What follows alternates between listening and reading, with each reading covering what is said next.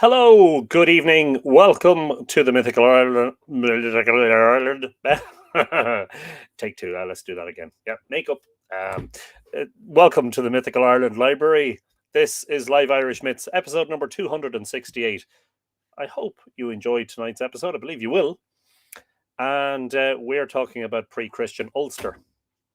But really, it's about pre-Christian Ireland with a specific focus on Ulster. I hope you're all keeping safe and well wherever you are in the world. If you're watching this evening on YouTube, don't forget, please do subscribe to the channel and ring the notifications icon so that you get notified of future live streams and video uploads. And of course, if you're on Facebook, well, you already know about the Mythical Ireland Facebook page, but perhaps you don't know about the Mythical Ireland community, where you can engage and post about all things related to the subjects that we talk about on Mythical Ireland. We are in spring, mixed weather, rained all day on Friday, but it snowed in some parts of Ireland and it was gone the next day. Saturday was a glorious day for the first of the Hidden History tours with Richard Moore and I, which was a lovely, lovely day, visiting the Hill of Slane and Monaster, Boyce and Mellifont and Millmount and Drogheda. Keep an eye out for future tours on the tours page of the website. That's mythicalireland.com / actually, it's mythicalireland.com and just go to tours in the top menu. So, I do a lot of private tours, but I also do what I call public tours, and they are announced, of course, on the website. If you're on the website, please do sign up for our emails so that you get notified of such things. And if you're in Ireland, maybe you'll participate in one of those in the near future. And if that's the case, I look forward to seeing you. So, before we start, it is customary for me to say hello to everybody. And that would be my pleasure. Not sure about what it's like everywhere else, but in Ireland right now, it's wet, windy, and cold. Sound familiar? Well, that's because that's the entire story of our winter, with occasional breaks where we get some sunny days. First in the house tonight to say hello is Tuesday Thompson, saying Happy Mythology Monday. Well, that's brilliant, and a very good evening to you, Tuesday Thompson. I hope you're in good form watching on YouTube this evening.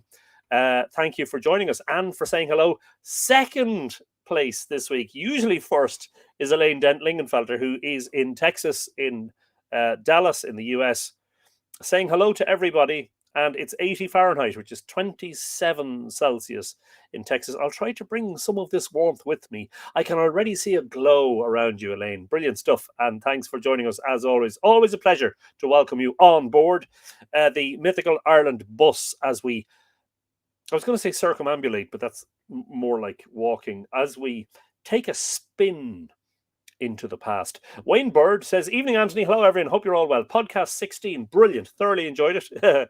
And just to fill you in about what that is, you may have seen the photographs on the social media today on Facebook and Instagram and Twitter. And if you're on it, Threads.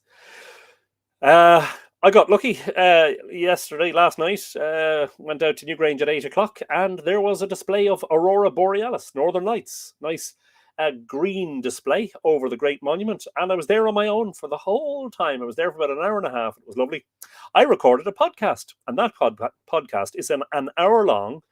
It deals with the Aurora and taking photographs of them and seeing them at the monument and the technical aspects of the photography. But then it goes all philosophical and a little bit spiritual. The bigger questions about what it must have meant to ancient cultures to stand under the glory of the night sky and to wonder about our place in the cosmos. And the big questions, of course, the biggest questions would be, well, what are the stars and what is out there? And of course, what happens to us when we die, which we seem to have evidence to suggest that the people who built those monuments were overtly concerned with those questions. Glad you enjoyed that podcast. So if you're interested in listening to podcast 16 at the moment, it is available only to Mythical Ireland patrons at patreon.com / Mythical Ireland. You'll see the address scrolling along the bottom of the screen there, and at the Stone Age level and above, which is a mere $5 contribution per month. And for that, you get exclusive and early access to all sorts of things like photographs, podcasts, videos, blog posts and articles, news updates, and more, including at higher levels, merchandise.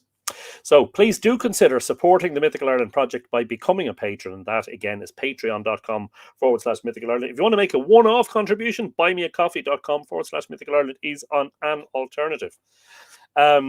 Yes, so a philosophical jaunt into the past. Sandra, Under the Stars on my own at Newgrange. Oh, how lucky am I? You know, it was glorious. It really was. Sandra Boothroyd is saying, evening all, welcome to another interesting evening. Well, I hope certainly that you find it that. I believe you will. This is a very special book. I'm excited about this one. But then I'm easily excited, and I get excited about every live stream, but particularly so this one, because this is a book that was published more than 20 years ago. I only discovered it recently, and I'm enthralled. I'm reading through the later chapters, but chapter 1 is brilliant. Rex Fortenberry is saying, greetings, mighty Tua, and all the ships at sea from a rainy Louisiana. Well, that sounds very Irish. Managed to get the book, so I'll be reading along. Oh, brilliant. Super stuff, Rex. Make sure to correct any mistakes on my part, won't you? To which everyone is going, there won't be any mistakes, but there'll be plenty of rabbit holes, isn't that right? Michael Pike, who is one of our many patrons, and pardon me if I shouldn't perhaps single out some people as being patrons without saying hello to all of them, of course. Michael is saying, Bannockty, Anthony, August, and Tua, August, Tom. I'm not sure if Tom's here. You haven't seen him saying hello yet, but I'm sure he is. He usually is. He very, very rarely misses live Irish Myths. Helen Hurst Chader is here. Jay Gutch, Helen, I hope you're in good form. Glad to see you. Watching on YouTube, Joe Butler, Auntie Joe is in Colorado. I have shared the live stream to the Mythical Ireland community and Mythical Ireland creative pages. I'm very interested in today's reading. Brilliant stuff, Joe, and I believe your interest will be rewarded. Your intrigue will be sated. Josie Weatherford is here. Hello, I am finally on time for the live stream. Looking forward to this episode. The book sounds fab. Maybe I'm over egging it. I should be careful not to over cause too much excitement. I suspect by the end of this episode, a number of you will be ordering it online, I suspect. John Main says, greetings on Tua from a finally dry day in San Francisco. Looking forward to today's Feast of Myth and Mythology, which reminds me, John, I probably haven't replied to a message from you, which was probably sent several weeks ago, for which I apologize sincerely. And I've no excuse other than I'm very, very busy trying to get the Fornox book completed. But hope it is the sign of things to come in San Francisco that you finally have a bit of dry weather. Or Burgess, whose name is... I've forgotten it again. It'll come to me in a moment. Is in Catskills in New York. Hope everyone is happy and healthy. Well, I mean, I can't speak for everyone else. But certainly in good form here. I had a lovely meal this evening consisting of marinated cod, roast potatoes, mange tout, and carrot batons, all washed down with a half a glass of Pinot Grigio. Very fancy. Richard, how could I forget that? My companion through this great adventure for the past quarter of century is also Richard Moore. Anne McCallum is here saying, hello, Anton, and all the mighty Tua. Hope everyone's enjoying some sun today. Not today here, but we had some fabulous sun on Saturday. It was a lovely day. Believe it or not, we're at 19 Celsius at the moment. Wow.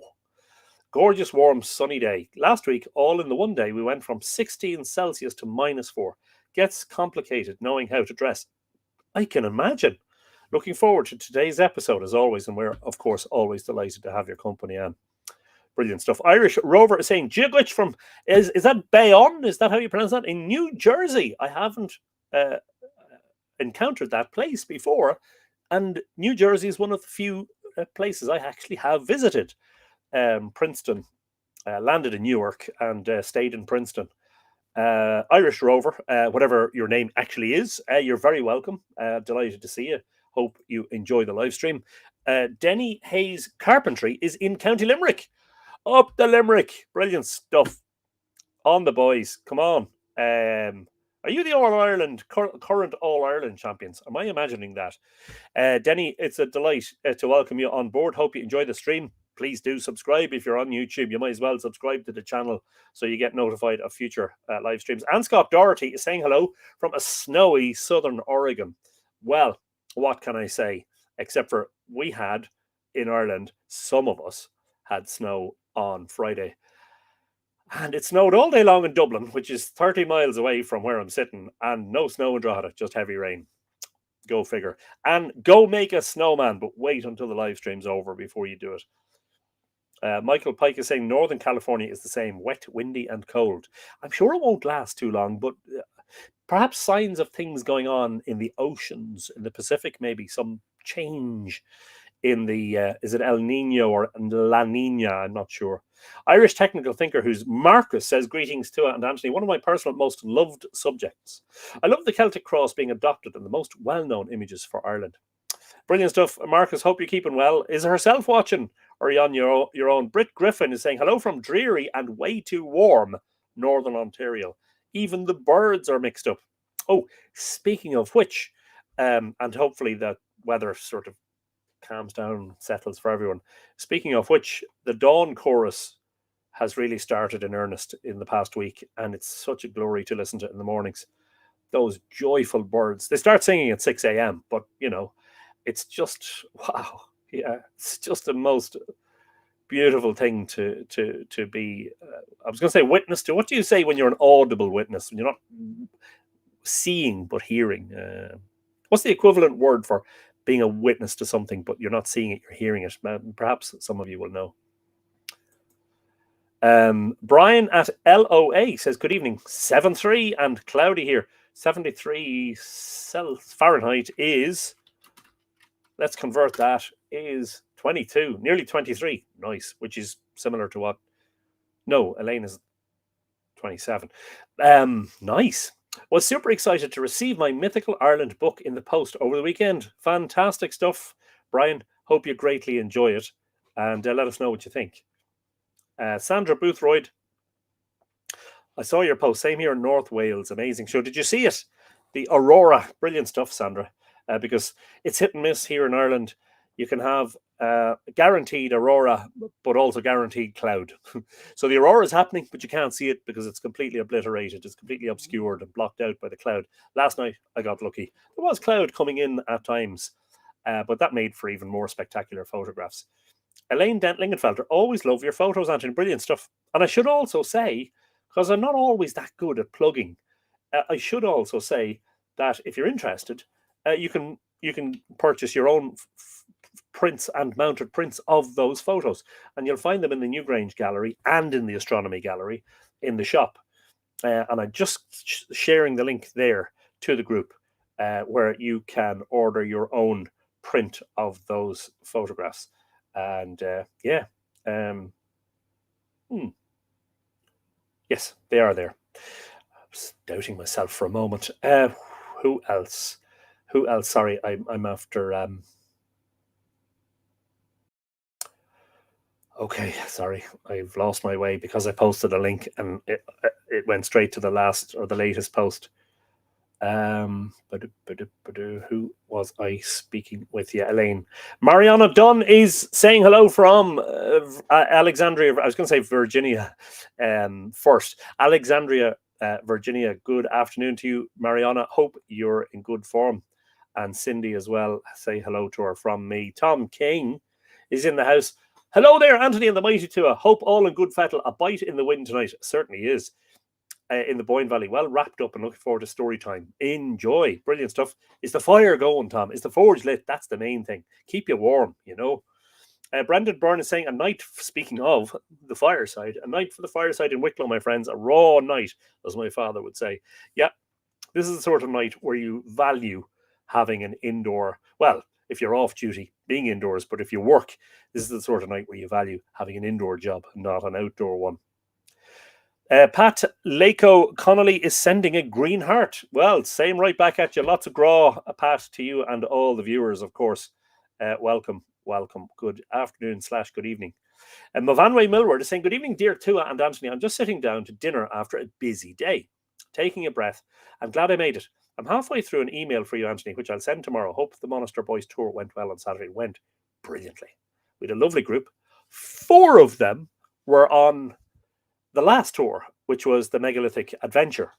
So I'm getting repeat custom. So I'm assuming that's a good thing. We also had John and Mary Potter, who are involved in the Irish Wolfhound Association, and they had their beautiful 4-year-old Irish Wolfhound, whose name is Boan. Unbelievably brilliant. And Boan was very placid and very well behaved, and everybody loved her and petting her and spending time with her, and lots of photographs taken. We had a glorious day. It was sunny, a little bit cool and a little bit breezy, but with no rain, and it was just a fabulous day. Yeah, and you'd have to ask the rest of the participants what they thought, but I think they all enjoyed it. Michael Trott is saying, Jigwich, Anthony, Tom King, ye patrons, August Tua. It's a damp Tuesday morning in Auckland, New Zealand. Starry, clear Monday night to ye all there across the world. Well, it's not clear here, unfortunately. Blanket cloud and a bit of rain falling. It's what we would call damp old evening or soft weather, you know. Michael, very glad to see you. Happy Tuesday morning to you. And hello from the northern and western hemispheres. Lexi Erickson is saying, hello, Anthony, the Tua, and Tom. 10 Celsius in Denver and bright, sunshine and windy. Brilliant. Is all the snow gone, Lexi, or is there still some on the ground? Brendan Byrne is asking if there are any carrots. Pat is saying, having sent the Green Heart, is now telling us that she, I think it's she, isn't it, is in Vermont. Hello to all the Vermontians. Is that how you call someone from Vermont?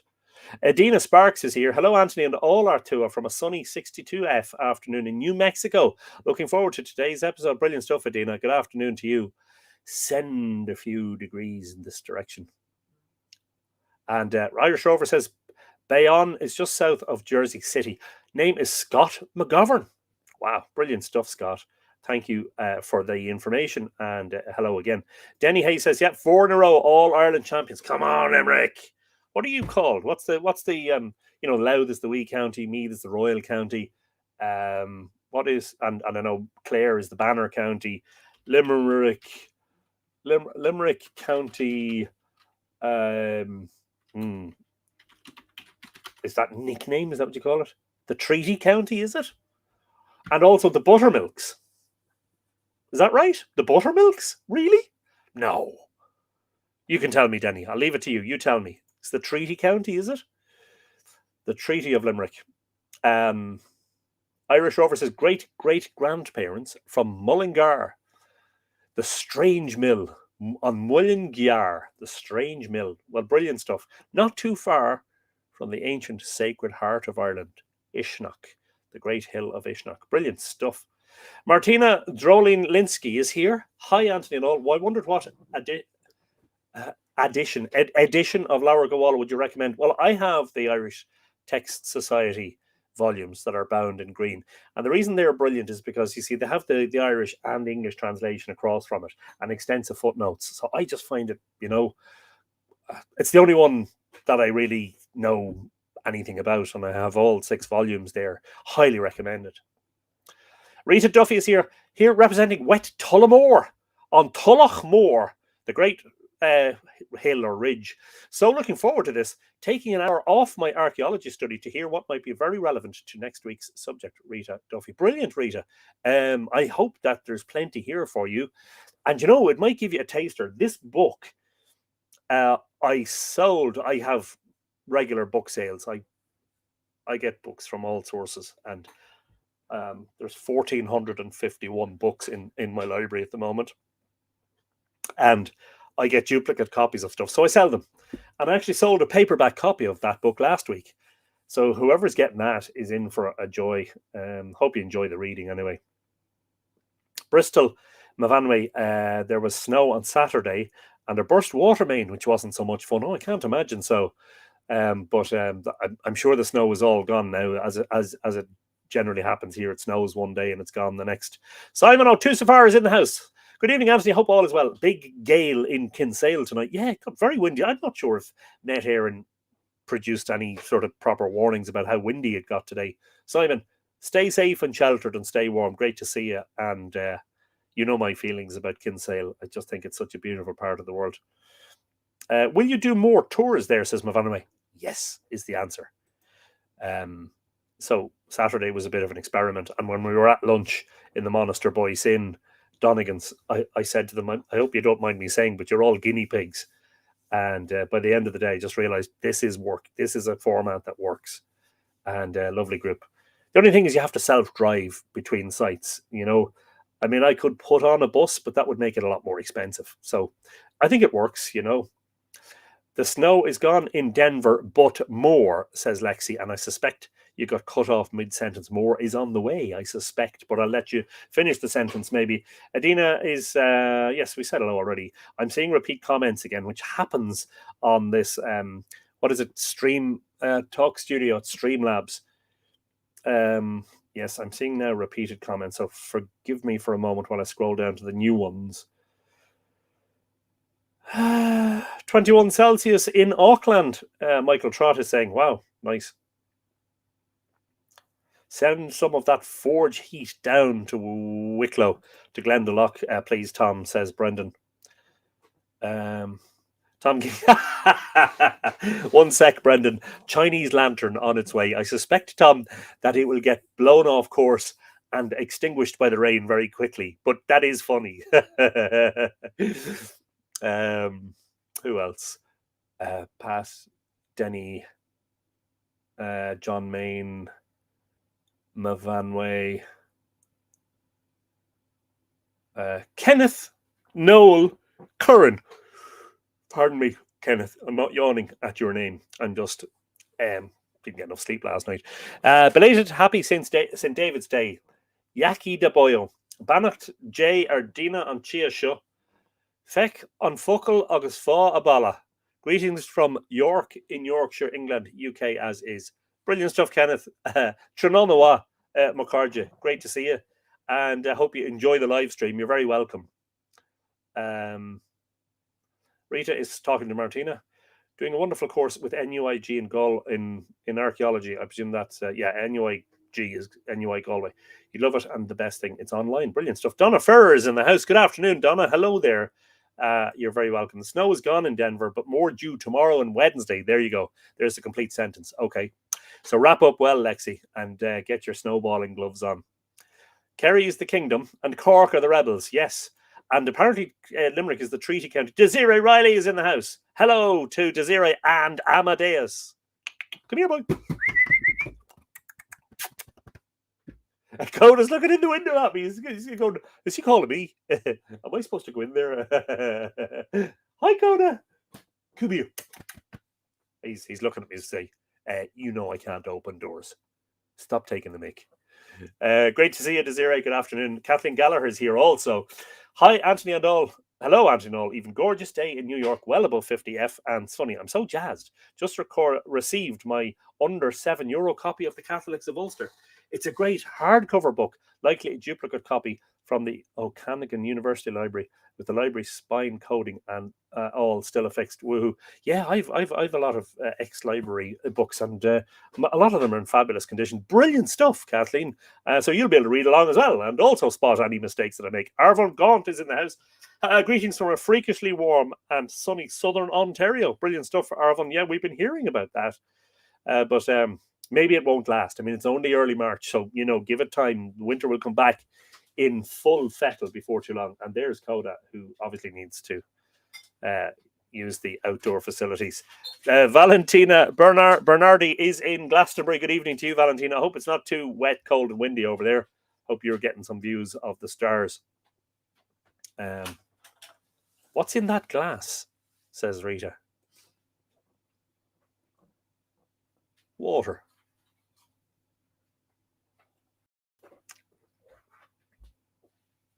Honestly. And I'm all caught up with the comments, so we can get stuck in at 8:25. Thank you very much. We have 71 people watching, both on YouTube and on Facebook. Martina. Drolene Linsky is suggesting it's boiling water. Yeah. It looks like that before it gets treated. And actually, the Boyne was very muddy this week because of the huge flow of water. Obviously, there's a lot of dirt being carried down from the upper reaches of the river. Amadeus is ready to jump in your lap. He's looking at me a bit miffed now. Like, what gives, Mom? It's like this.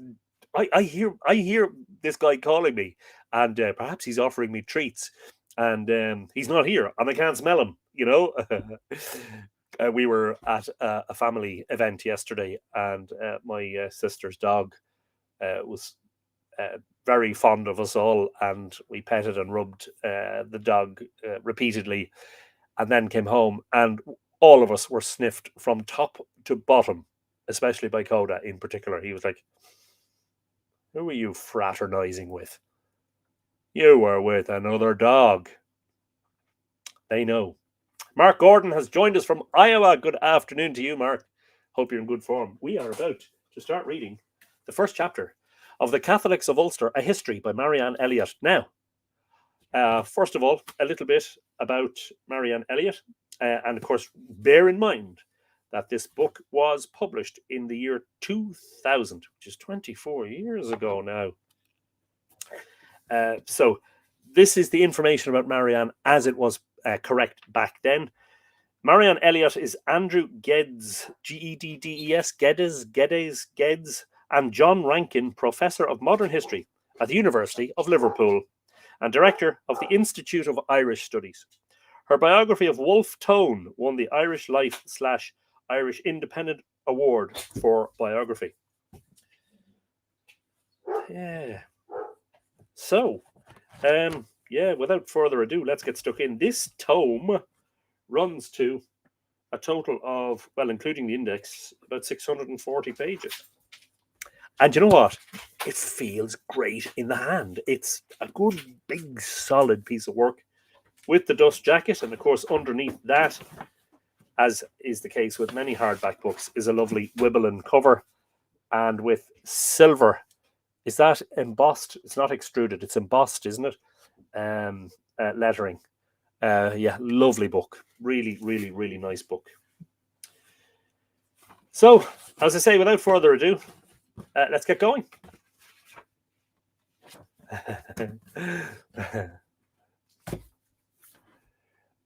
Kenneth is saying, please don't eat yellow snow. And I'm not reading out the rest of the comment because we don't like getting political on this live stream. So we tend to kind of try to stick away from politics as much as possible.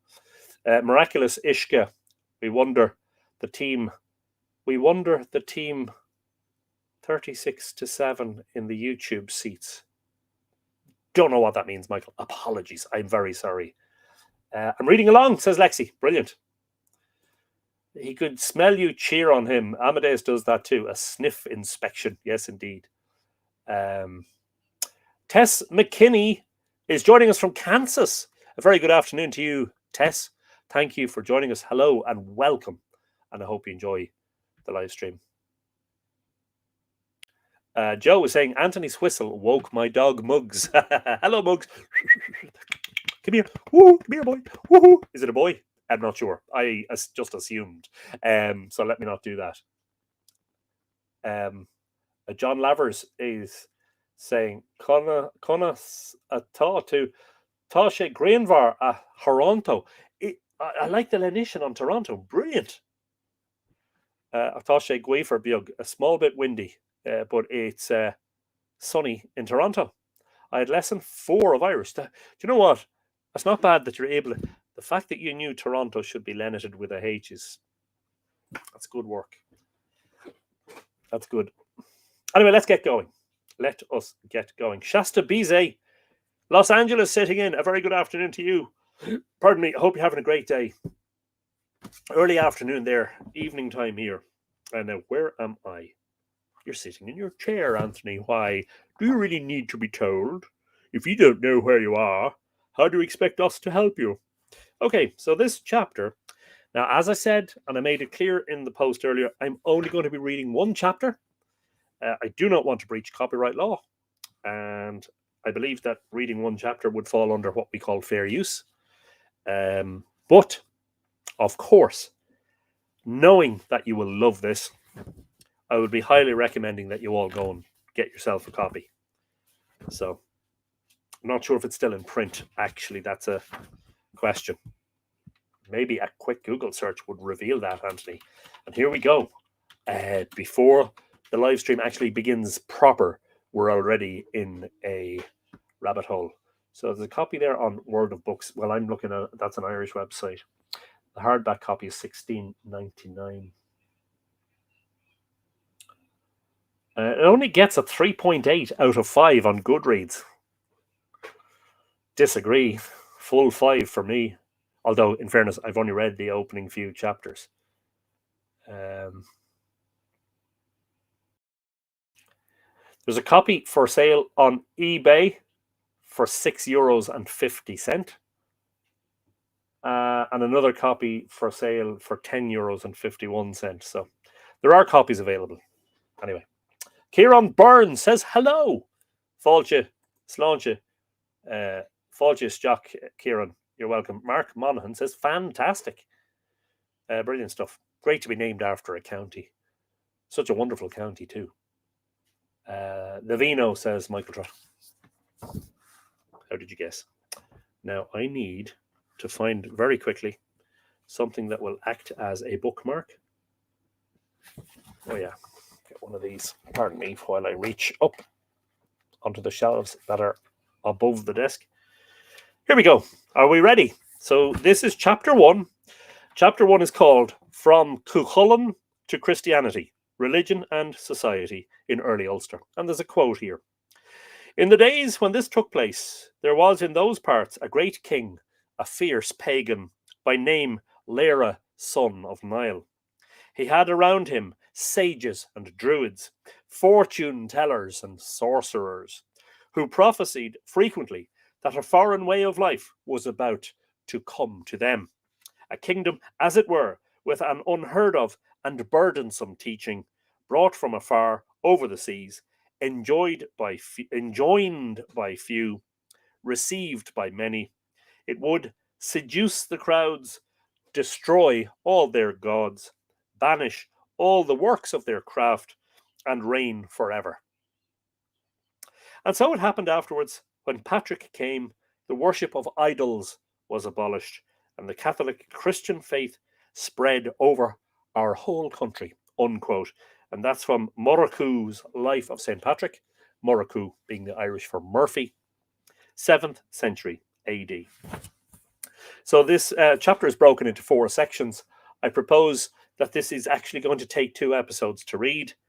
And the 4 sections, the first of the 4 sections is called Pre-Christian Ulster. Okay, let's go. Prehistoric man arrived in Ulster around 7000 BC.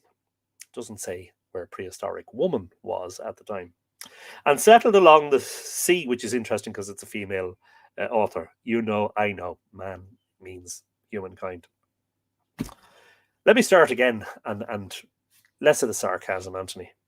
Prehistoric man arrived in Ulster around 7000 BC and settled along the sea and lake shores, in the valley of the Bann, around Lough Neagh and the Antrim coast, later extending to Strangford Lough and the Inishowen Peninsula.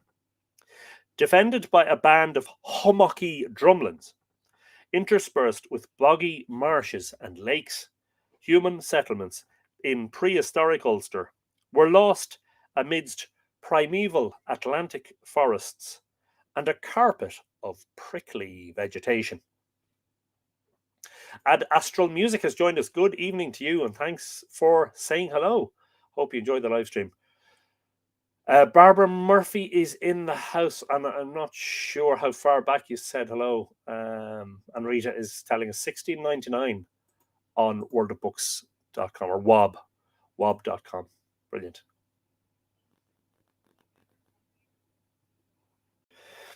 Man made no catastrophic alteration to the landscape. Its very inhospitality becoming part of the outsider's perception of its people. Romantic and mysterious to primitives, primitivists, barbaric and threatening to those seeking to subdue it. Its multitude of tiny kingdoms defied easy conquest, and its final subjugation in the 17th century, that's AD, was ironically facilitated by the novel, if unstable, political unity achieved under Hugh O'Neill. Who is Hugh O'Neill? If you don't know already, we will get to it. The Mesolithic hunter gatherers who first inhabited the province have left their mark in archaeological finds around the coast, lakes, and river valleys. Yes, Anthony, that was a comma after coast, not a full stop. But our knowledge of this uncharted period is poor and uncertain. It was thought until recently that these northern arrivals were the first inhabitants of Ireland and that they had travelled over land bars from Scandinavia and Scotland. This is no longer accepted by archaeologists as certain, despite the land bar theory being well represented in Irish mythology and the heaviest distribution of Mesolithic sites and megalithic tombs from the Neolithic period, about 4000 BC onwards, being in the northern part of Ireland. To argue any cultural distinctiveness from these times before written records, however, would be impossible. Early Ulsterman was well travelled and receptive to outside influences. As he entered history, he was already a mongrel.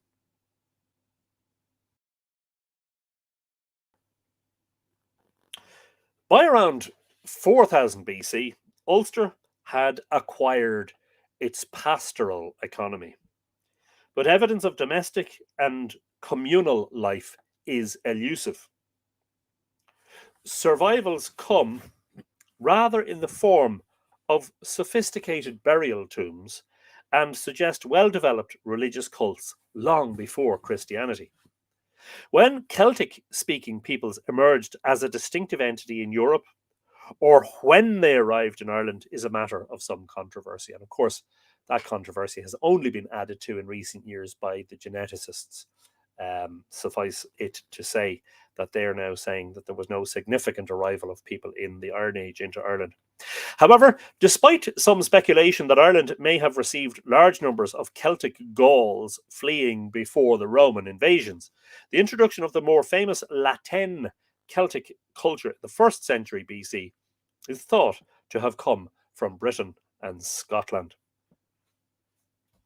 In the 1940s, T.F. O'Rahilly put forward an elaborate schema for the arrival of successive waves of Celtic peoples in Ireland. And of course, if you are watching our recent series about the top 50 books to read if you want to learn about Irish mythology, T.F. O'Rahilly's Irish History and Mythology would have been in the top 10 or 20. But it comes with certain health warnings. The first he identified as the Cruithin, Cruithin. Since they were also found in Scotland, they have been used by some Ulster Protestants to create an origin legend, separate and apparently older than the equally spurious claim that the Catholics are the pure descendants of the Gaels.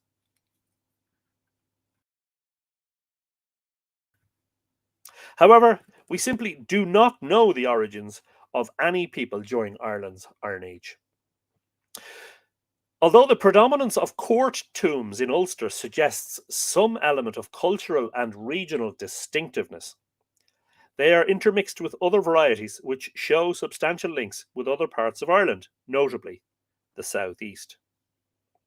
And of course, just in case it isn't mentioned, because it's a couple of weeks since I read this, you know, the source of the porcelainite from which a lot of Neolithic axe heads are made, the porcelainite axe heads, not the jadeite ones. There are only two sources in the entirety of Ireland for porcelainite, and they are at Chief Bullia in Antrim and on Rathlin Island, which is off the coast of Antrim in the is it the Irish Sea? Or is it in the North Sea? It's the Irish Sea, is it? Does the Irish Sea extend round to the north? Well, I can't. How embarrassing! I don't even know. And we find, of course, in archaeological excavations of Stone Age sites all over Ireland and indeed Britain, we find porcelainite axe heads. There is little agreement on whether the Ulster peoples of this age arrived from continental Europe via the Atlantic and Western route or through northern England and Scotland. And of course, we know a lot more about the likely pathways of arrivals from the genetic studies. Because again, this book was published in 2000. And it's only really in the last decade or a little bit more, maybe 12 years, that we've learned as much as we have through genetics, genetic study of the bones of people buried in past ages. Snapper Earl says, I'm in Ulster County in New York. Brilliant stuff. Perhaps you can identify with some of this. I wonder, is the history of Ulster County similar to the history of Ulster in Ireland? But scholars now dismiss the idea of waves of invasion displacing one people by another, preferring to explain cultural change by contact with other countries. And of course, that is actually outdated because it looks like the Neolithic people who brought farming and who built Newgrange, etc., and all of those great monuments, they were almost completely replaced by the Beaker folk, the Beaker culture. And little of their, genetic footprint remains in the modern population. The names Croghan, Ullad, and Éireann represented ruling dynasties, their territorial and military power based on confederations. Prehistoric Ireland was a considerable racial mix. Other parts of Ireland besides Ulster shared populations with Britain. In truth, little is certain about this period before written records. The fact remains, however, that whatever the origins of the inhabitants of Ireland, Ulster, with the rest of the island, became thoroughly Celticized in language and social institutions half a millennium before Christ, and remained so until early modern times. But it is the Ullad, and that is Ulaid, who dominate the sagas transmitted by the medieval writers to the future, and who gave their name to the province. So Ulster is like a corruption of Ullad. Not a very good one, in fairness. In the Ullidian tales, or Ulster cycle, with their legendary hero Cuchulainn and their royal-centred Awan Macha, which you may have seen on the graphic advertising this episode earlier on, Navan Fort in County Armagh, the Ullad. Not good, Anthony. I go through spells like this. I'm going to open the window, get some fresh air in. The Ullad have left one of the most striking records of Celtic society. Though largely mythological and bearing the hyperbolic mark of generations of storytelling before it was committed to writing in the 7th century, the Ulster cycle has come to epitomise Ireland's heroic age. It tells of the Ullad king Cuncovar, also pronounced Crohor, or if you like, Conor MacNessa, and his champions, the youthful hero Cuchulainn, Fergus MacRoach, his foster father, and Conall Cernach, his foster brother. Each is inexorably pulled along by his heroic destiny, doomed by irrational codes of honour to kill those whom they love most. It is also a tale of strong and passionate women. The vampish and ruthless Maeve of the enemy Connachta, the faithful Emer, who was to die for love of Cuchulainn, and the heroine who was to exercise most influence on modern Irish writing, the tragic Deirdre, or Deirdre, D-E-I or D-R-I-U, Deirdre of the Sorrows, Deirdre and the Sons of Ishnach. She is a woman of startling beauty, whose fate as destructress, quote, a woman over whom there will be great slaughter, unquote, was foretold at birth. Destined to wed Concovar, she leaves him for the love of Naoise, son of Ishlu, and goes into exile with him and his brothers. Careful now, folks. Spoiler alert coming. If you've never read Deirdre and the Sons of Ishnuk, or the Sons of Ishlu if you prefer, and you don't want to know the plot, close your ears for the next few sentences until I give you the thumbs up sign. Enticed back by an offer of immunity from Conchobar, Deirdre commits suicide after Conchobar has the Sons of Ishlu murdered. Fergus takes 3,000 warriors into exile with the Connachta in protest at such treachery. Thus is set the scene for the centrepiece of the Ulster cycle, and perhaps the most important tale in Irish literature, the Táin Bó Cúailnge, the cattle raid of Cooley. The Táin recounts an episode in the long wars waged by the Connachta against the northern province. The conflict centres on the Boyne Valley in County Meath. Sort of like a Battle of the Boyne before the Battle of the Boyne.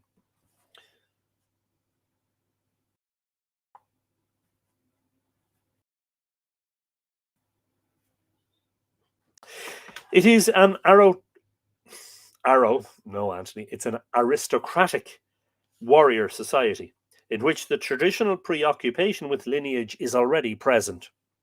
Boastful, heroic, hospitable, much given to feasting and drunkenness, fine music and long stories. Does that sound familiar? He says, sipping his wine. While telling a long story, yes. But it was only in raids and warfare that their aristocratic values could be measured and demonstrated. The theme of the Táin concerns a cattle raid, and the main festivals of the ritual year, Bealtaine and Samhain, mark the beginning and the end of the grazing season. That's interesting, isn't it?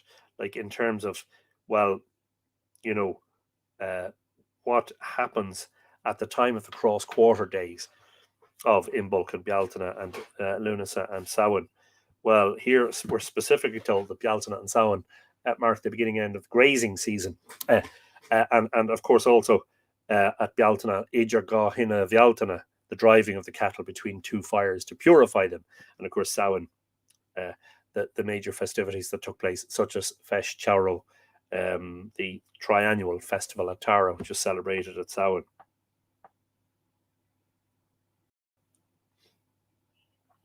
There may have been some 35 Tuatha, or petty kingdoms in Ulster, each with its king, chosen from the kin group of his predecessor, its nobles, its free commoners, and its unfree population. Larger units were brought into being by more powerful kings exchanging military protection for hostages and tributes. And of course, that's where the whole idea of hostages comes from. Niall of the Nine Hostages and the House of the Hostages at Tara, where kings literally exchange their sons as a guarantee of one not attacking the other. But the kin group, brackets, those sharing a common great-grandfather, and known as the Derbfine, that is the kin group, Derbfine, the Derbfine, close bracket, was the important unit of social control. Great-grandfather, that's interesting, isn't it? And I believe, and she may say this later on, but I believe this was an era of polygamy, and where especially the higher ranking nobles and the kings would have lots of kids to lots of different women, you know, or should I say lots of women would have the kids to the one king. They're the ones doing the work after all. Usually no one had any legal rights outside one's own tuath. And here is the origin of this word that we use when we say hello tuath, the Mythflix tuath, the live stream tuath. You are the tribe, as it were, the kin group. You are, yeah, in a way, a little bit like a family. There were no urban centres, no state institutions as such. Assemblies were held by the king at festival times, and kings proclaimed law and regulations to meet emergencies. But the law, was for the most part customary, accurately committed to memory in the law schools, and applied and transmitted by learned lawyers whose status was equal to that of the nobles and who held positions of great respect in this pre-literate society. So, the Brehons, the law keepers, the lawyers did not resort to big law texts and books. They memorized everything, you know.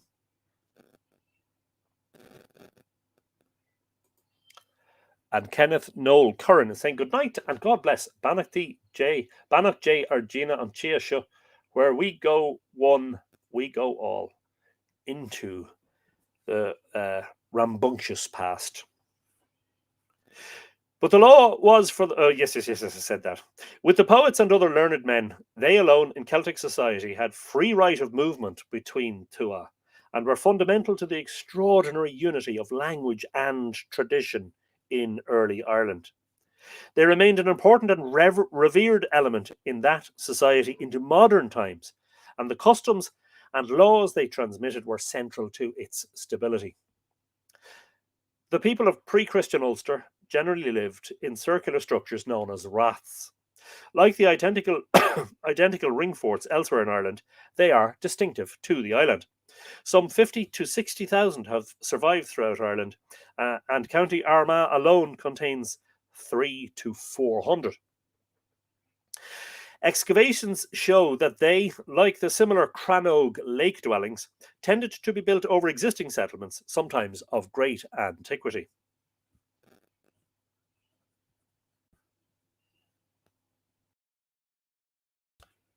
Such continuity belies the image of constant conflict portrayed by the sage sagas. I was going to say sages, sagas. And excavations of these domestic structures, for example, show no sign of warlike activity. Certainly, these predominantly single family farms appear to have had no military purpose. They're circular earthworks designed to keep animals in or out. They are generally located just below the tops of low lying hills, and their very wide distribution throughout the province suggests a close relationship between dwelling and pasture. Short range transhumance determined by the geography. Ancient field patterns suggest small, perhaps less wealthy, even unfree communities involved in arable farming and pooling resources. It is the more spectacular ringed enclosures or hill forts, however, which have left their mark on Irish mythology, even if archaeological excavations limp a long way behind. 4 prominent hill forts have been identified in Ulster: Greenon of Aileach in County Donegal, Clogher in County Tyrone, Downpatrick in County Down, and most important of all, Owenmacha, Navan Fort in County Armagh. With the exception of the first, however, even these have no obvious defensive purpose. Of course, Greenon of Aileach is a stone fort, and if you've seen, it's probably been reconstructed several times in recent centuries. But lots of very good photographs. Who's the lady, Bettina? But what does she call herself on Facebook? If you're interested in lots of really lovely photographs of Greenon Swilly. Shares lots of nice photographs of Greenon of Aileach. Just conscious of the fact that I haven't read any comments. Rather, I'll just read the rest of this paragraph and then I'll just have a look for comments. How far are we through? 1, 2, 3, 4. We're on the 5th page of 10, and it's 5 to 9. Okay, all right. Just need to be conscious of not stopping too much.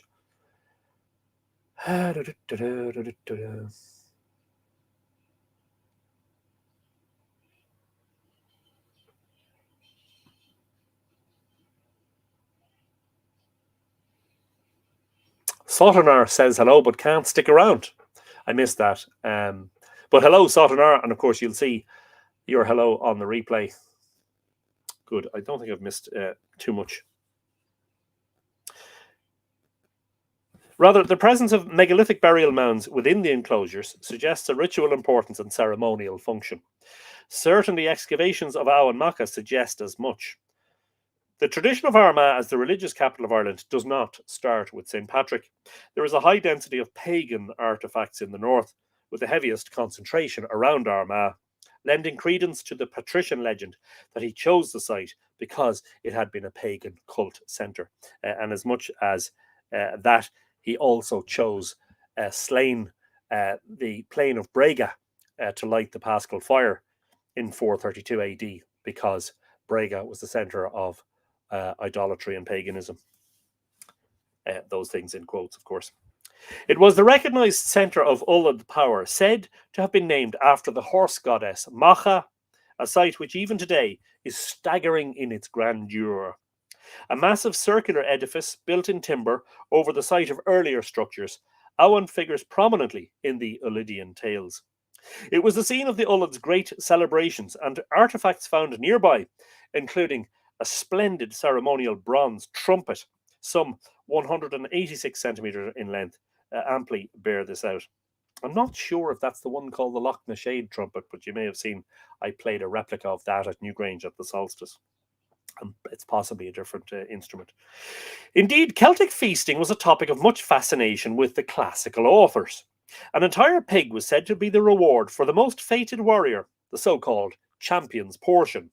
Voracious appetites incongruously linked with strict etiquette and codes of hospitality. It is not without reason that some of the greatest acts of treachery noted in Irish mythology and folklore should have been associated with betrayals of traditional hospitality. The highlight of such festivities was provided by the musicians and the bards, and the tradition of courtly eulogies survived as long as the Gaelic order itself. And for that word eulogies, I think not so much as in a priest, but think more of a panegyric, a song or a poem composed in honor and celebration of someone, in praise of someone. And what I'm saying is, don't think of a solemn eulogy like you see at a funeral, or at such a sad ceremony, but rather think of something that is a celebratory speech, celebrating somebody. The imaginary world of the Táin depicts a high-spirited, excitable, and recklessly brave warrior society, one that was almost childishly fond of adornment. In the Táin Bó Cúailnge, the three companies of Ulster exiles gather with the Connacht armies to march against the Ullad. One company was distinguished by speckled cloaks, clipped hair, knee-length tunics, and full-length shields.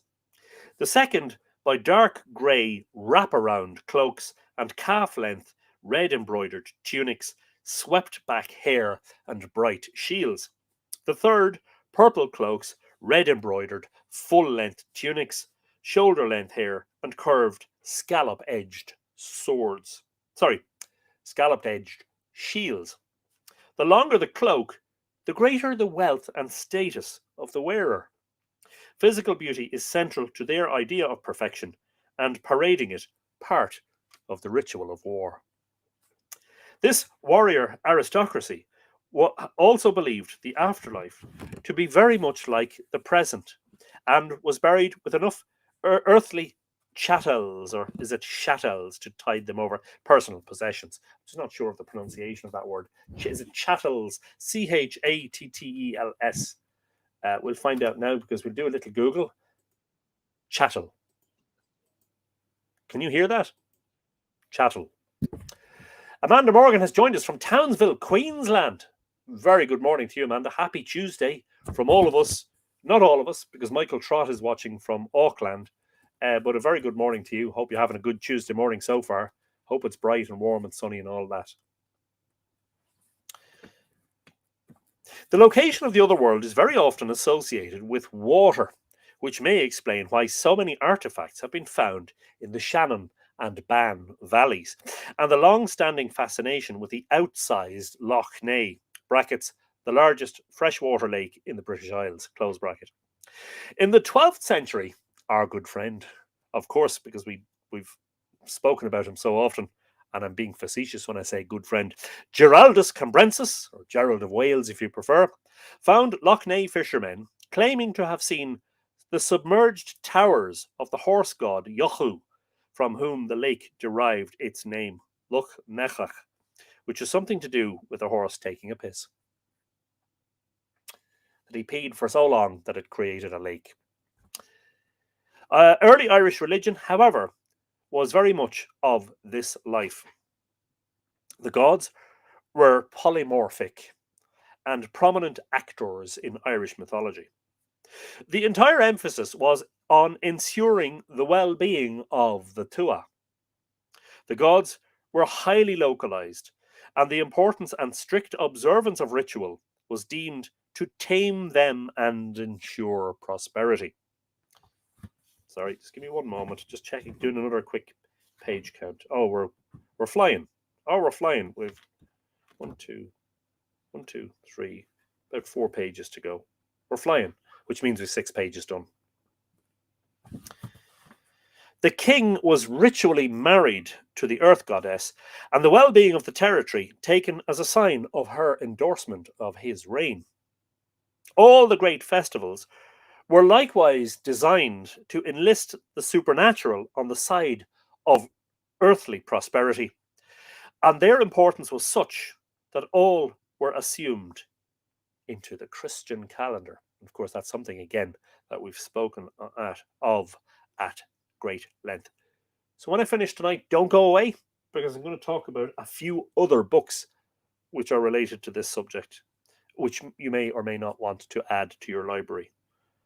Lexi's saying, oh my God, Auntie, no, you're not going to suggest, no way you're going to entice me into buying more books. I have no room. I'm tripping over the ones I have. I know, right? Apologies in advance. One of the effects of such close linkage between this and the other world was a sense of the beauty and enjoyment of this life. These gods and goddesses, however, are rarely benign. The male gods, giant club-wielding figures presiding over magical cauldrons. He's talking specifically about the Dagda there. The goddesses treacherously alternating from beautiful maiden to frightful hag, predicting catastrophe. Irish paganism appears to have been as localized as its politics. Every district had its she, hill or mound, another possible location of the other world. Pardon me, excuse me. But the pervasiveness of the deities, both for good and evil, is a token of the intermingling of the real and the divine, the natural and the supernatural, which has always characterized Irish folk religion, right down until recent centuries. It is no accident that the Irish word for fairies is she, S-I-F-A-D-E, from A's she, or people of the hill, for they were believed to reside in such hills. The historic division of Ireland into 4 provinces was already in place. A fifth, at Meath, or Meath, defining an area roughly coterminous with modern Meath and Westmeath, was an artificial creation by the kings of Tara. Of course, the real 5th province is the stone of divisions, the Isle na Muireann at Ishnach. During the ascendancy of the Ullad, 450 BC to AD 324, and that's what? 450 plus 300 is 750. Between 750 and 800 years. Wow. More than 7 centuries, almost 8 centuries.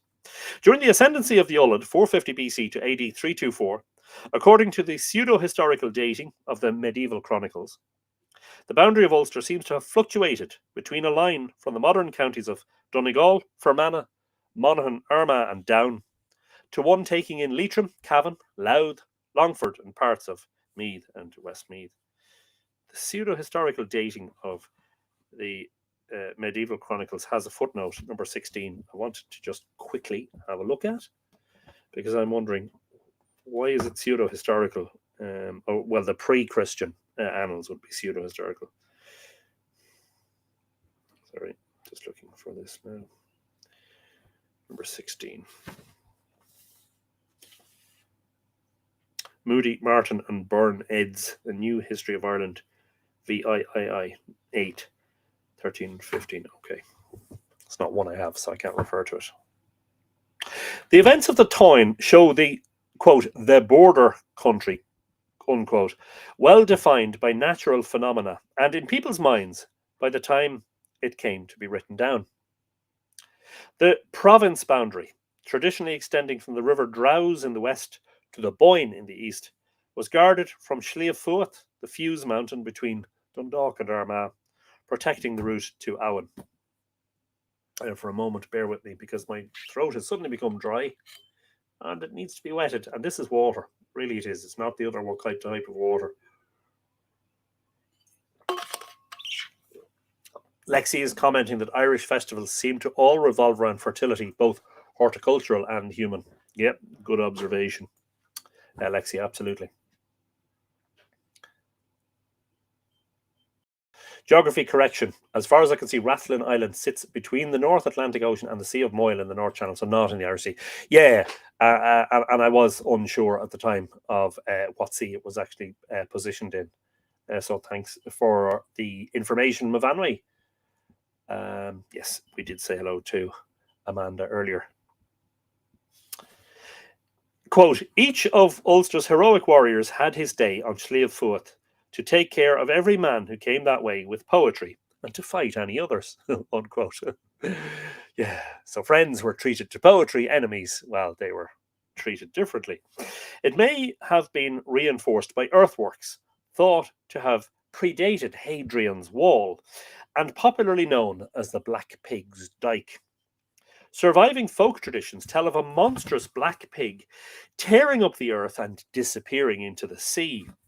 Sometimes the story is associated with the defence of Ulster,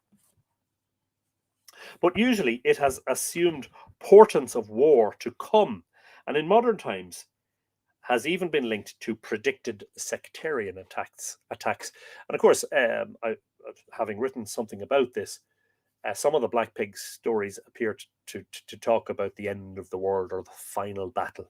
When the Black Pig runs again, the earth, the world will end. Known to have been erected at the same time as Owen Macha around 100 BC, it runs across South Ulster from Armagh to Donegal. Historically, such earthworks appear to have been linked to a series of attacks on Ulster. The similar Dorsey, Dorsey, and Danes Cast of County Armagh acting as secondary lines of defence of the route to Owen Macha.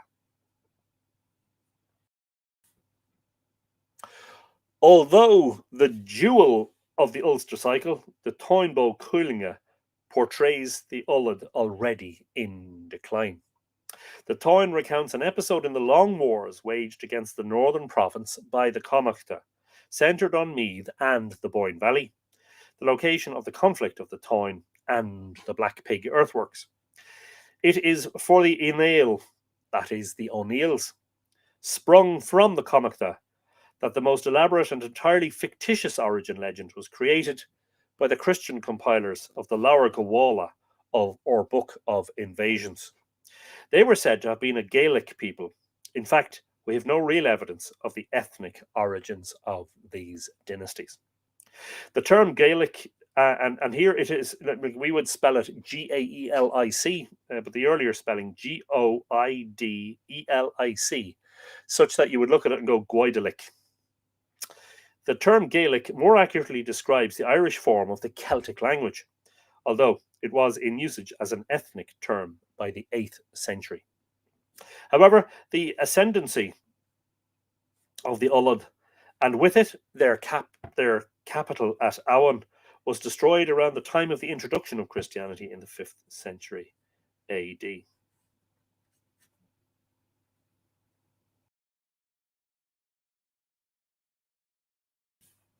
The Ullad were henceforth largely confined to the small kingdom of Dáil Fiatach, most of eastern County Down. Their kinsmen to Dáil Riata, North Antrim. Dáil Riata we would have encountered as the Dal Riata or the Dáil Riata, who also conquered parts of western Scotland. The Cruhan were organised into two sub-kingdoms of Dol Naria around Belfast Lough and Iechach Covo, central and western Down. This area east of the Bann acquired the general denomination of Ulidia.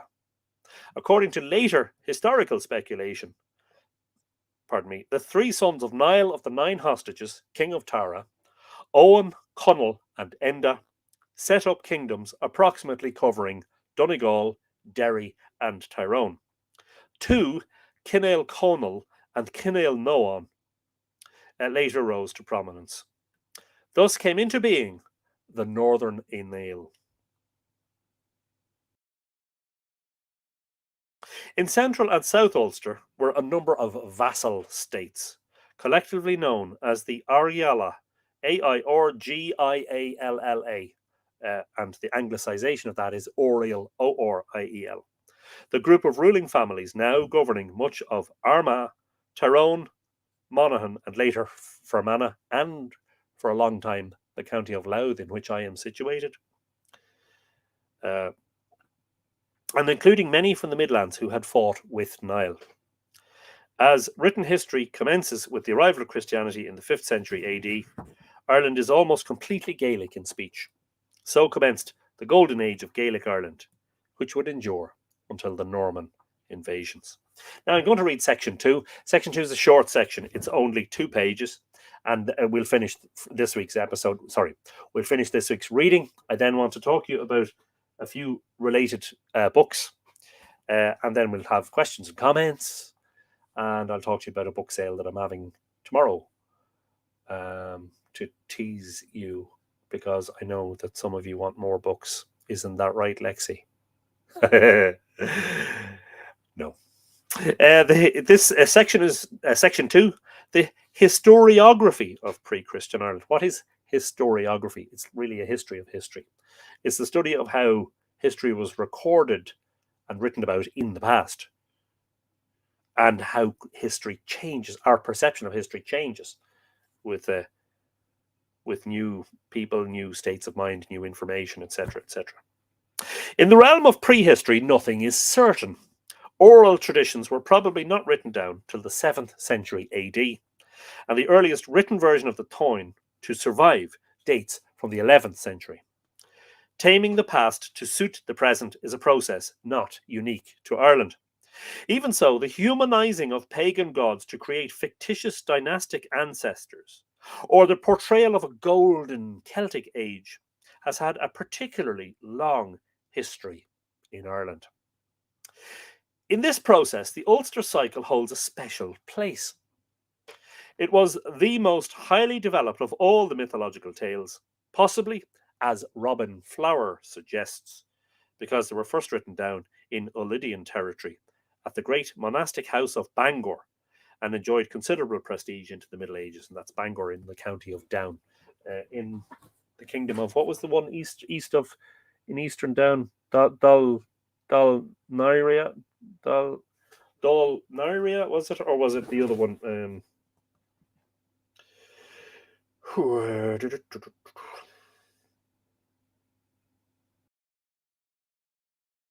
Sorry, Dol Fiatak.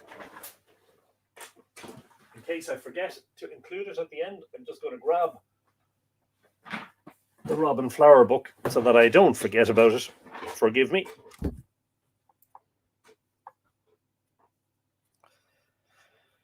In this process, the Ulster cycle holds a special place. It was the most highly developed of all the mythological tales. Possibly as... yes. I've already read that. Although some scholars now think that the tales of the Ulster cycle may have contained some genuine oral traditions and may well have initially been compiled by Ulad literati, they can no longer be accepted as the reliable, quote, window on the Iron Age, unquote, that they once were. However, their idealized picture of early Irish society as wedded to its land and its traditions was to exercise a powerful influence over future generations. And this is where the scholars sometimes get too bogged down. And I'm not saying that Marianne Elliott has done that.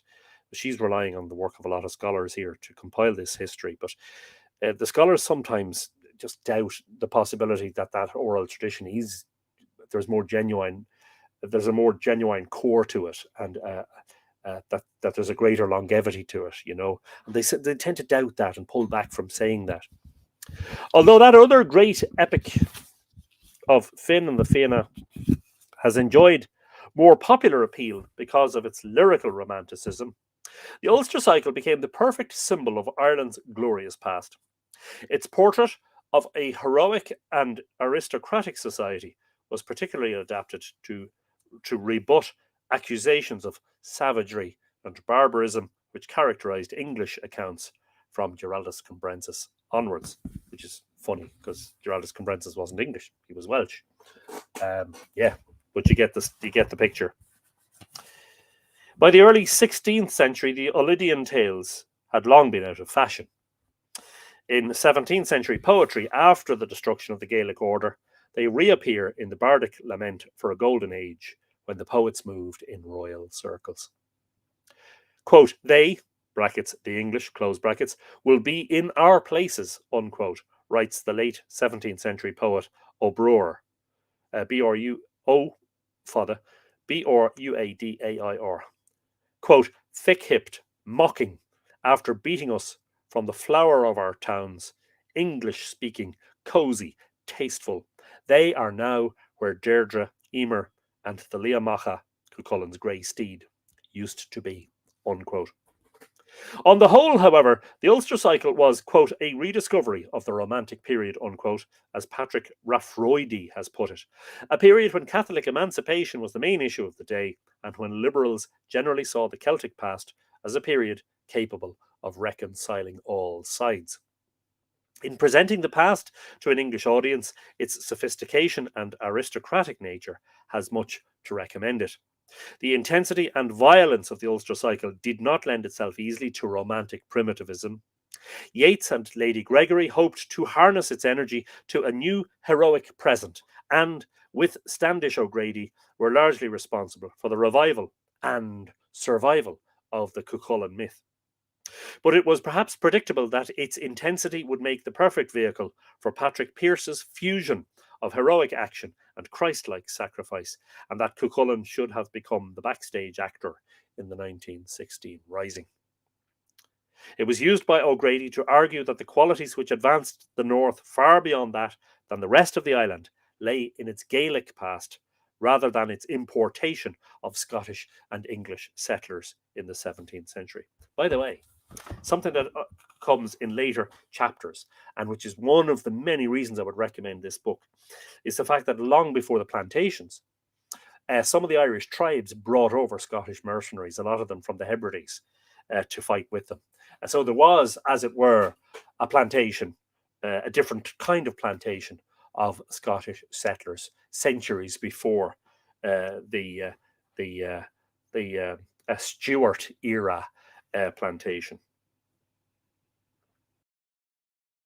O'Grady, that is Standish O'Grady, and other writers of Ireland's late 19th century literary revival were particularly interested in promoting the image of an organic link between an ancient Irish civilization and a haunted landscape, such that it is sometimes difficult to disentangle later nationalism's tendency to associate mysterious landscape with ancient culture from genuine folk survivals.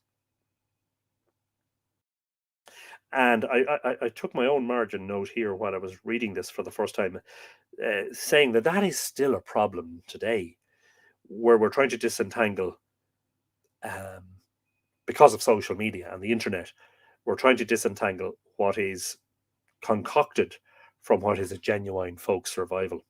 Indeed, Sinn Féin, early last century, made South Armagh's Slieve Gullion, overlooking the route to Owenmacha, a special place of pilgrimage. Suffice it to say that there is a wealth of Ulster folk material linking key figures from the Ulster cycle with features of the landscape, features to which modern Catholic traditions often lay particular claim in the widespread, though largely unproven, belief that theirs is a culture rooted in a more ancient tradition than that of Protestantism. That is the end of section 2. Section 3 is called The Arrival of Christianity, and I'll read that in the next episode.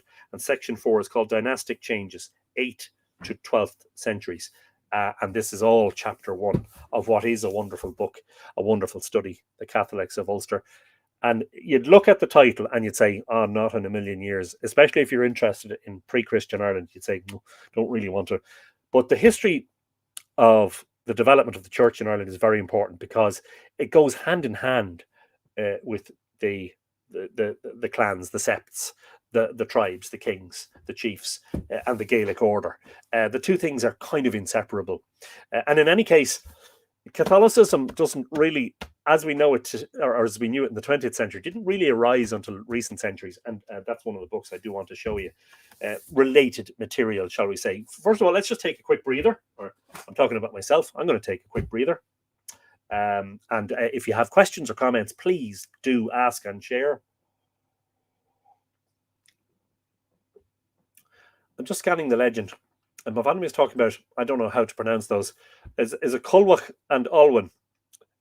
And the boar chase involves quite a lot of bloodshed and death. Very violent pig. He gets chased into the sea in the end. Wow, that sounds similar and familiar, doesn't it? Wayne Bird is asking if we can stop talking about pigs because he's getting hungry and feels like a bacon sandwich. Pork, anyone? Yes. Brendan comments that if history is complicated now, wait until AI gets involved. I know, and it's already starting. Ulysses was correcting me earlier, or prompting me earlier. Dalfiatak, thank you, Ulysses 3-1. Speaking of which, for my own personal library, I picked up this in the past week for my own personal library. James Joyce. A very, very comprehensive biography. Have I finished Ulysses yet? No, I haven't. But I'll likely finish this before I ever finish Ulysses. But anyway, there you go. Right, so stand by, as we say in ham radio, stand by, QRX, one moment, because I just want to show you another couple of books which will be relevant to our study. Now, just to show you that there's great balance in this library, and I haven't read this one yet. Oh, it's up here, isn't it? Sorry.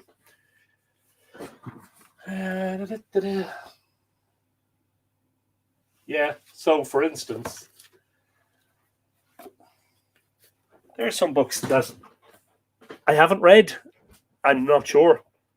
I'm not sure about them, but the history of Presbyterianism in Ireland. Why would I be interested in that? Well, for instance, it was a Scottish Presbyterian man who opened Newgrange for the first time in 4,000 years, Charles Campbell. And the Methodists in Ireland is another publication.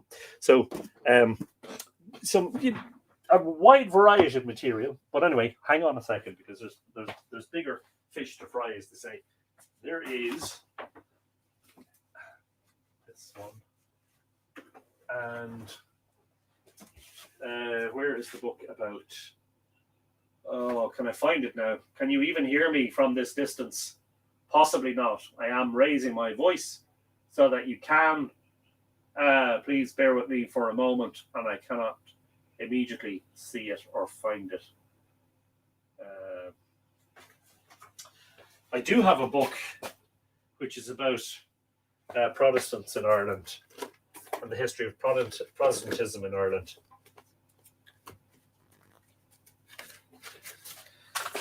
So here are two books that, in terms of what we've been reading, in terms of the development of Christianity and then the development of Christianity, would be good reads. This one is very, very, very widely referenced in the bibliographies of scholarly works, and it is Early Christian Ireland by T.M. Charles Edwards. So this is a very scholarly and detailed, this is an expert study, so not the sort of thing that you would read while sitting by the pool sipping your pina colada in Malaga. It's not that sort of book. Cambridge University Press, also published in the year 2000, interestingly. And it begins in the 7th century. And the first section of the first chapter is called The Lands of the Southern Inale. And then the lands of the Connacht and the Northeast. Kinship, gens, neighbours, tua, the household, the retinue, fosterage, church and monastery, etc., etc. So a very, very comprehensive and, I say, very expertly written book. Also detailing the insular trend of the early Irish Christian Church in terms of basically breaking away from the Roman tradition in terms of how Easter was calculated and all of that, and becoming very much a distinct religion, incorporating some of the earlier pagan feast dates and rituals, etc.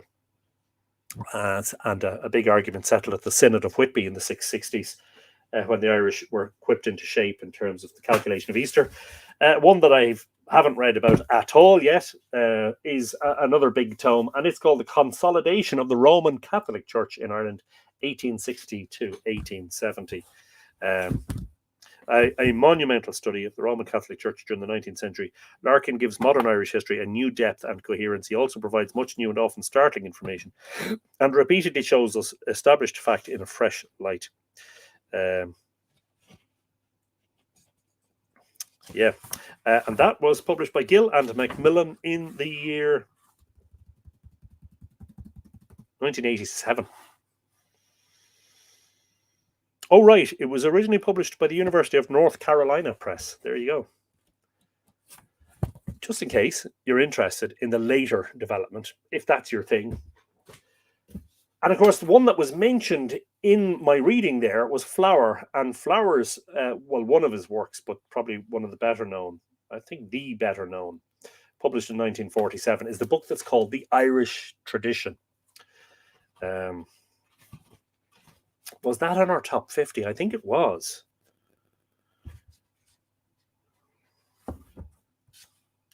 And it's kind of a history of Irish literature. But of course, that is very strongly influenced by the history of the church, because it was the churchmen who first wrote things down. A visitor to Ireland, I'm just reading the first paragraph of the first chapter. A visitor to Ireland familiar with Gaelic literature has his attention arrested everywhere in that beautiful island by many features, natural and artificial, which set him searching among his memories and clothing hill and river, rath and church and castle with a lively and intimate colouring of long descended tradition. Very nicely written. And if he yields himself to the spell of that lure of recollection and summons back out of the past the kings and saints and scholars and poets whose names still cling about the places that they knew, he may well be contented to recall that he is acting in the very spirit of those devoted scholars to whom that tradition owes its origin and survival. For the poets of Ireland, cultivated with an unremitting assiduity, assiduity, is that how that's pronounced? A study to which they gave the name Dinchanicus, or Dinchanicus with the Lenitian, the lore of the high places, until the accretion of centuries, there came into existence a large body of literature in prose and verse, forming a kind of dictionary of national topography, which fitted the famous sites of the country, each with its appropriate legend, etc., etc. Another highly recommended one, and one that has only just again arrived in the past week. And because I don't have a copy of it already, and because it looks very, very related to some of the subjects we've been talking about tonight, I decided, yes, I'm absolutely buying it. Well, I bought it secondhand. First published 1986, University of Notre Dame Press, and it is called A Short History of Irish Literature by Seamus Dean. So this would be another scholarly work. It's published by a university press, so you'd imagine it's good. But the big interest for me will be the early chapters, which are called The Gaelic Background. And again, there'll be huge crossover here into what we've been reading from Marianne Elliott's The Catholics of Ulster tonight, the first half of the first chapter. The second chapter of this book is called Foundation of Anglo-Irish Literary Tradition, 1690 to 1800. And the Celtic Revival, 1780 to 1880, will be of particular interest to me. And of course, related again to that is a book that we did mention recently, and it's in the top 50, which is Douglas Hige, also known as Douglas Hyde, the first president of Ireland. His book that is called A Literary History of Ireland.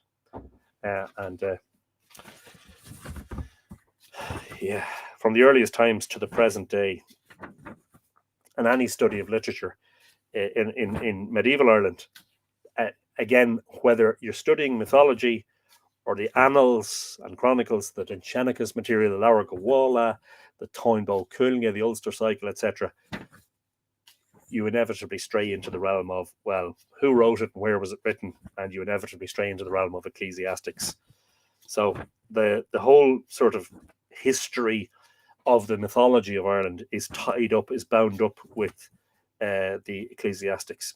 First chapter of Hyde's book is called Who Were the Celts? Of course, being published as long ago as it was, we just first find out, I know I read this recently, but I read it out recently, the date, but this is a later reprint or a later edition. I can't remember. I don't know the date, but I think it's 1899 was the year that it was first published. So our view of the Celts will have changed, and even since Marianne Elliott wrote that book that we've been reading tonight, we know more than we did before. Chapter 2, earliest allusions to Ireland from foreign source. Oh yeah, I think I read the chapter content of this out, didn't I?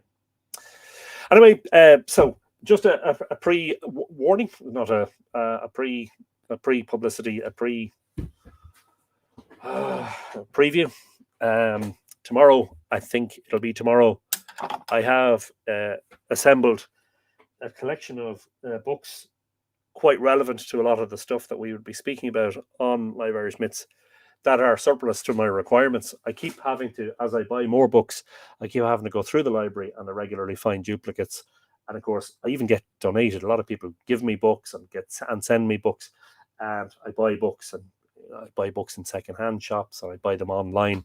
And so I have a number of books here which I'll be selling tomorrow. So keep an eye out for that on social media, mostly Facebook and Instagram. Now, don't suppose you have a copy of Paddy Heaney's book on the archaeological site in Laois, Offaly? No. Laois, Offaly. Which site? Not sure which that one is, Rita. But it doesn't ring bells. I have a book on Christ in Celtic Christianity, Britain and Ireland for the 5th to the 10th century. I've only dipped into it a bit. It's quite a heavy read, but interesting. One for the collection, Anthony. Yeah. Another one to add to the to-be-read list. Yes, certainly interesting. Another one that I haven't read yet is The Age of the Saints in the Early Celtic Church by Nora Chadwick. And of course, the reason that's interesting is because it has been suggested, and I think Eliot suggests it in one of the, if not in chapter 1, in one of the later chapters, that the proliferation of local saints in Ireland is probably related to the local chiefs. You know, that there were saints in every townland or every parish in Ireland. You know, some of whom are still adored and worshipped. Let me see.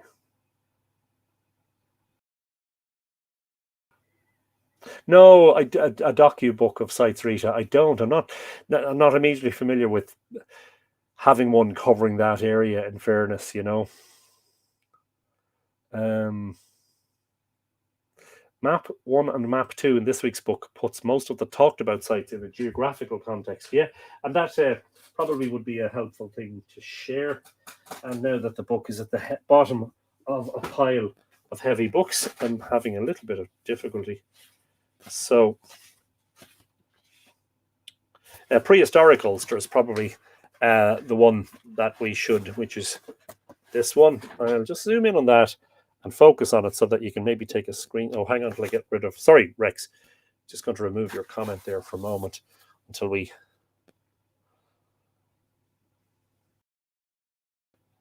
There you go. You might be able to take just a quick screenshot of that from the video. There you go. You definitely do not need to see me in that level of detail. That's frightening. I've just turned you off. Coming back next week.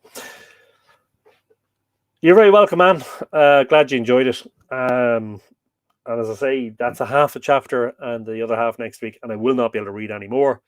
But what I would be saying is, if you find it interesting, definitely go and get yourself a copy. It is available in a much more compact paperback version. That was one of the books that I sold in one of my regular sales. And of course, most of what I sell is secondhand. Some of them are new, but most of them are secondhand. You know, whew, don't need those. More interested in the Druids of Ireland. Thanks for the break, Anthony. Yeah, I know. Because I just kind of feel sometimes that I have to have everything, because there might be something that I won't read a book. There's books that I won't read the whole lot of. So, for instance, I don't think I will read the whole lot of the consolidation of the Roman Catholic Church in Ireland, but I'm full sure the stuff in there that I will find interesting, that I will find, or find my way to. And I have a habit of doing that. I don't know about the rest of you.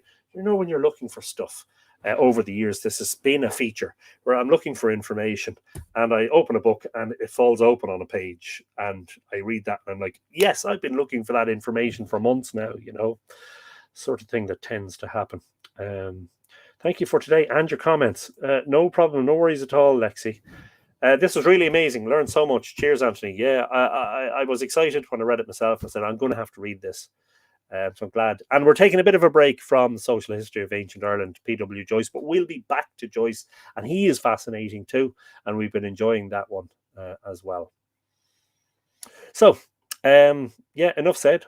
So just the usual, usual pre and post reading appeal to become a patron, and you'll get a nice hour-long podcast, a very reflective one, recorded at Newgrange last night, out in the open, not sitting in my car, with the camera in front of me, clicking away, and yeah, I believe you'll enjoy that immensely. Oh, I should share the direct link to that. Whether you are a patron or not, I think it would be helpful to share a direct link to that post so that you can, if you wish to become a patron, you can unlock it very quickly and just share that as a comment now. That should appear on both YouTube and on the Facebook page. When do you fit in your reading, Anthony? Asks Mavanwe. And it's skipped up the page now where I can't see it. I know, right? Yes, and that is a challenge, definitely. Honestly, there are times when I would just love to sit reading all day long. But yeah, I do my best to try to squeeze in reading. It's been a little bit easier over the winter. It'll be more difficult during the summer when I'm doing more regular tours. I have a lot of bookings for the summer, so I'm going to be out and about quite a lot, so it'll be interesting. Brilliant podcast, says Wayne. It's worth watching. Well, worth listening to.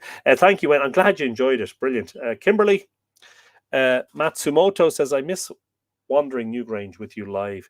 Yeah, I must do another live stream out there at some point before too long. That's it now, says T. I didn't know you were here, T. Apologies. And tea for everybody, please. Refreshments at the end of the night. They'll need it. They're gasping after that extraordinary dive into early history and religion and politics and all the rest.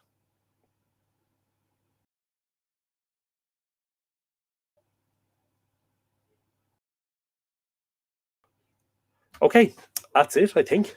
C'est la vie, or as I say, a phonetic pronunciation of that, qu'est la vie, as the French say, qu'est la vie. Thank you so much. Thanks, Rita. Glad you enjoyed it, and thank you indeed. Have another glass of water. There's a can of Guinness in the fridge. Just saying.